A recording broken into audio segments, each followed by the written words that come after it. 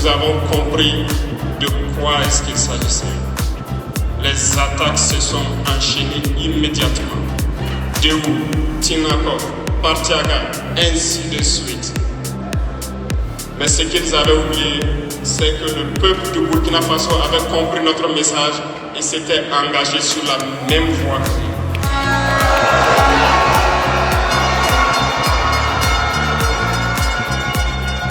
Nous nous sommes réorganisés rapidement et subitement. Nous avons constaté que toutes les cellules dormantes terroristes se sont réveillées au Burkina Faso. On a réorganisé l'armée plus vite, à une vitesse inégalée. Nous avons créé plusieurs unités et même si plusieurs autres sont à venir, nous les avons équipées.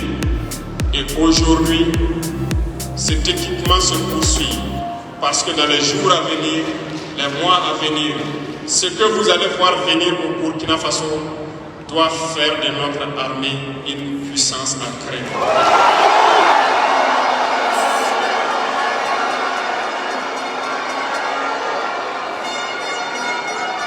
Nous n'allons pas lésiner sur les moyens. Nous avons compris que le combat qui est engagé contre l'impérialisme sera dur, très dur. Mais seuls les durs vont passer et les Burkinabés sont des durs. Et nous allons passer.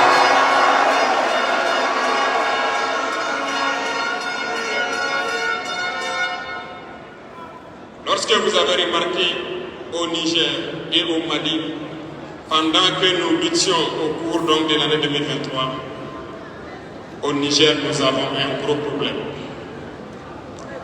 Parce que les terroristes venaient attaquer et repartaient et nous n'avons aucune possibilité de les poursuivre. Je vous fais la confidence ici aujourd'hui. À un moment donné, nous avons envoyé une mission auprès donc du président Bazoum pour que nous puissions au moins lancer la lutte lorsque nous sommes attaqués sur notre territoire. En retour, il a mal reçu le message. Nous avons pris acte et nous sommes restés donc dans l'observation de cette partie, en nous réorganisant.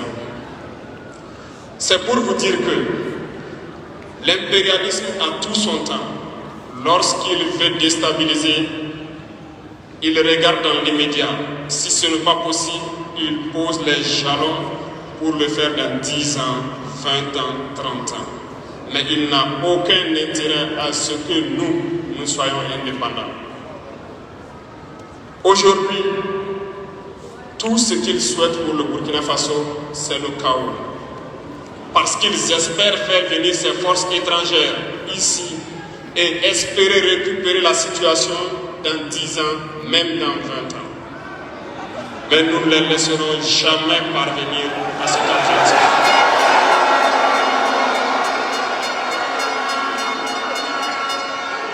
Voilà pourquoi nous avons mis en garde pendant plus d'un an les valets de cour, les esclaves de salon, pour qu'ils ne trahissent pas leur patrie au profit de l'impérialisme. Certains ont compris, se sont rangés. D'autres n'ont pas compris, peut-être se croyant plus malins. Mais aujourd'hui, nous n'avons plus de sentiments sur ce volet.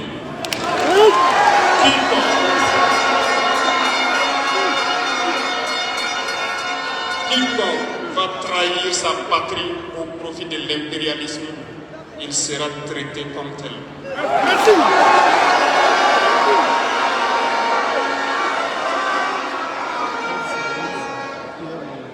Revenant à notre fameuse CEDEAO, je vous raconte une histoire avant de commencer.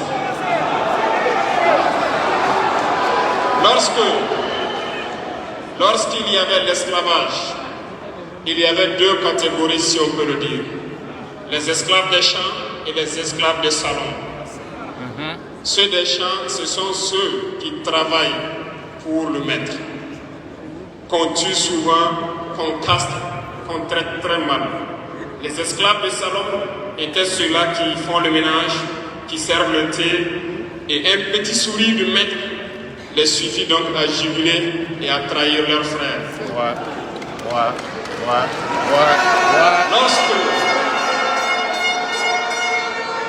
Lorsque les esclaves des champs décidaient de fuir leur maître pour chercher leur indépendance, ce sont les esclaves de salon qui venaient toujours les trahir auprès des maîtres. Malgré cela, beaucoup ont pu se déchaîner et partir. Et lorsque le rythme était soutenu, il fallait trouver une stratégie, faire peur. Il disait donc aux esclaves des champs qui cherchaient leur indépendance que les routes sont pleines de fauves, de serpents, ou que d'autres maîtres plus méchants allaient les récupérer, les traiter et les tuer. Il voulait juste les faire peur pour que jamais ils n'essaient de se déchaîner et de prendre leur indépendance. C'est la même tactique qui existe depuis que nous avons décidé de quitter la CEDEAO. C'est récent, il n'y avait qu'une poignée de gens qui avaient droit à la parole. Sur les plateaux télé, c'est ce qu'ils se disaient qui étaient donc prêts pour l'évangile. Aujourd'hui, avec les nouvelles technologies, qui ont bien sûr des avantages et des inconvénients, tout le monde a droit à la parole. Et je pense que les voyous sont les premiers.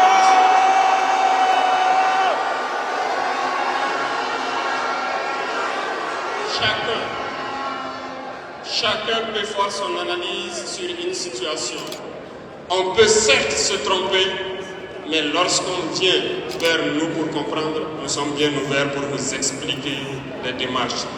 Ici, nous allons vous expliquer pourquoi nous avons quitté cette CEDEAO et vers où nous partons. Souvenez-vous. Et c'est en 1975 que ça a été créé. Et ça a été créé pour la majorité des chefs d'État putschistes, comme ils aiment le dire. C'était des militaires qui ont pris le pouvoir et qui ont pris les responsabilités pour créer la CEDEAO, pour qu'il y ait un véritable essor économique des peuples à l'intérieur de cet espace. Plus tard, les soi-disant démocrates se sont invités donc à la tête de nos États. Ils ont vidé complètement la communauté de son fondement. Lorsque le 26 juillet, le Niger a décidé de prendre son destin en main, nous étions surpris de voir la CEDEAO apparaître de je ne sais où avec une force en attente. Où était cette force? Lorsque des milliers et des milliers de Nigériens étaient tués par des terroristes. Ils combattent depuis des années. Ce n'est pas une armée de défilé ou une armée de maintien de paix. Et les armées de l'AES ont décidé de s'unir. Nous attendons cette force en attente.